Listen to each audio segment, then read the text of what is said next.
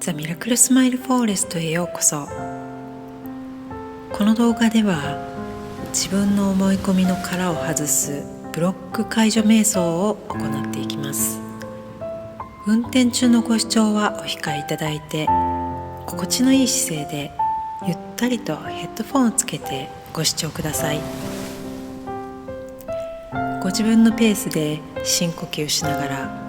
誘導瞑想をお楽しみください。さて、このヤドカリを見てあなたは何を感じますか？ただ単に面白いと思うだけかもしれませんし、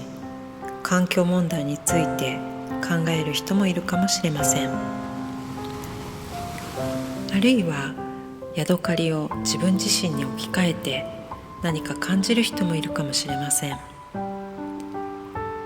ヤドカリの一生は20年から30年と言われています。そして自分の体にフィットした貝殻に巡り合うのは一生のうちで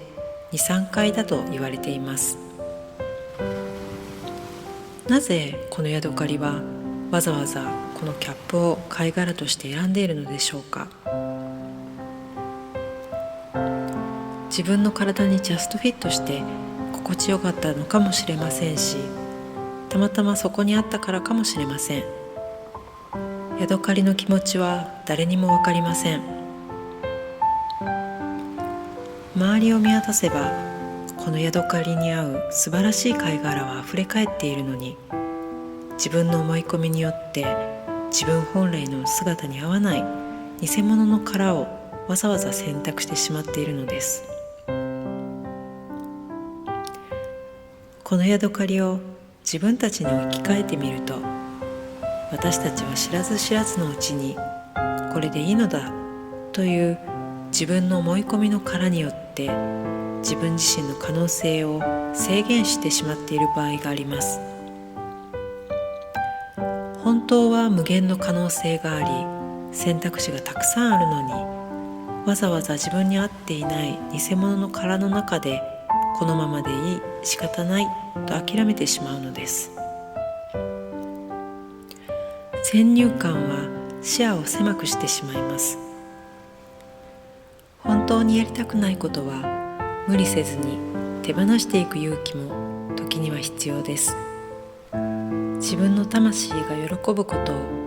諦めてはいませんか？もう一度自分の心の奥深くに聞いてみましょう。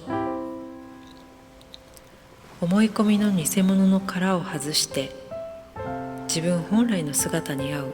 本物の殻を取り戻していきましょう。自分の思い込みや制限は毎日の積み重ねで出来上がってしまったものです。長期的にこの動画をご視聴いただくことで、次第にあなたの心の癖や殻が取り外され、本物のあなたの命の輝きが引き出されて、あなたに合う現実をクリエイトしていくことができるようになるでしょう。この言葉を毎日唱えたり書いたりすることで、あなたの脳に新しい思考回路が作られていき、無限の可能性が広がっていきます。私は自分の思い込みの殻を外し、視野を広げ、周りにあふれている可能性に目を向け、自分の本質に合った最高の現実をクリエイトしていきます。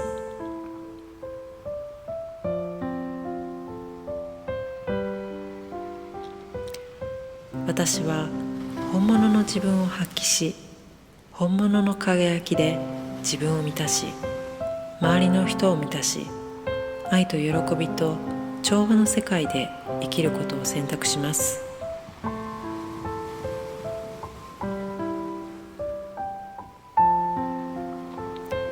ありがとうございます。